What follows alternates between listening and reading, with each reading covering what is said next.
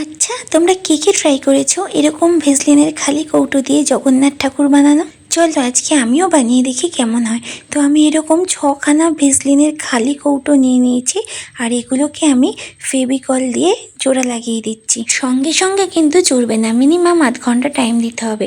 এরপর আমি জগন্নাথ দেবকে রং করে নিচ্ছি।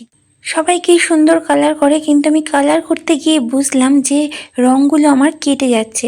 এর জন্য আমি মাস্কিং টেপ দিয়ে র্যাপ করে নিয়েছি। এরপরে আমি কালার করব এটার উপর। মাস্কিং টেপ লাগানোর পরে খুব সুন্দর করে কালারগুলো আমার বসছিল, অসুবিধা হচ্ছিল না। কিন্তু তার আগে ভীষণ প্রবলেম হচ্ছিল আমার করতে। তো তোমরা কেউ করলে এর ওপর অবশ্যই টিস্যু বা মাস্কিং টেপ লাগিয়ে নেবে। এই বুদ্ধিটা আগে আসলে কাজটা আমার আরও তাড়াতাড়ি হতো, এটার জন্য অনেকটা দেরি হয়ে গেল। তো যাই হোক, এরপর আমি একে একে জগন্নাথ, বলরাম, সুভদ্রা সবাইকে আমার পছন্দ মতো কালার করে নিচ্ছি। মাথার পাগড়িটার জন্য আমি ইউজ করেছি সুপার ক্লে, কেউ চাইলে এমনিও রাখতে পারো।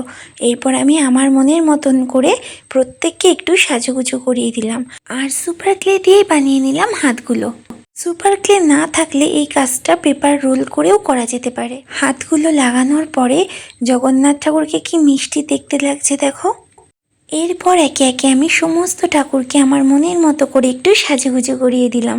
আজ রথ যে, একটু তো সাজুগুজু করতেই হবে। ব্যাস তৈরি হয়ে গেল আমার জগন্নাথ। আর এই জগন্নাথ কিন্তু একটু হাওয়াতে এরকম ড্যান্সও দেবে। আমার তো এই কাজটা করতে ভীষণ মজা লেগেছে। তোমাদের কেমন লাগলো আমাকে অবশ্যই জানাবে। আবার দেখা হবে নতুন একটা ভিডিওতে। সবাইকে জানাই শুভ রথযাত্রা।